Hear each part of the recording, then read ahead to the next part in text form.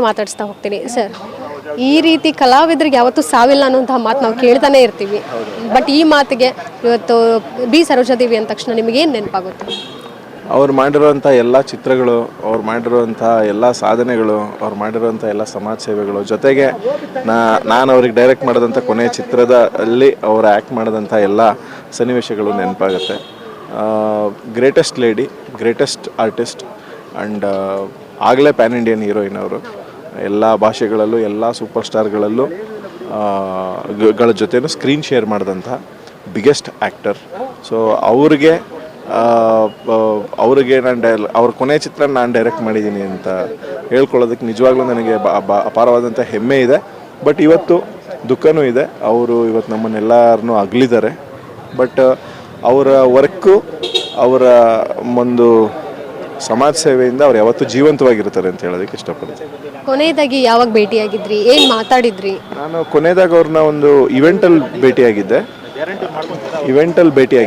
ಅದನ್ನು ಮುಗಿಸ್ಕೊಂಡು ಅದೇ ಲಾಸ್ಟ್ ಭೇಟಿಯಾಗಿದ್ದು. ಅದು ಬಿಟ್ಟರೆ ನಾನು ಶೂಟಿಂಗ್ ಮತ್ತು ಡಬ್ಬಿಂಗ್ ಅಲ್ಲಿ ಒಂದು ಸತಿ ಸಿಕ್ಕಿದ್ವಿ. ಅದಾದಮೇಲೆ ಒಂದು ಇವೆಂಟಲ್ಲಿ ಭೇಟಿಯಾಗಿದ್ದೆ.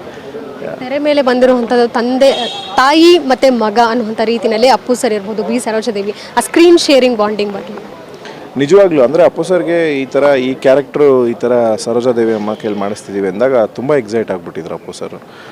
ಭಾಳ ಚೆನ್ನಾಗಿರುತ್ತೆ, ಒಂದು ಒಳ್ಳೆ ಮೆಮೊರಿ, ಯಾರಿವನು ಫಿಲಮಲ್ಲಿ ಮಾಡಿದ್ವಿ ಅವಾಗ.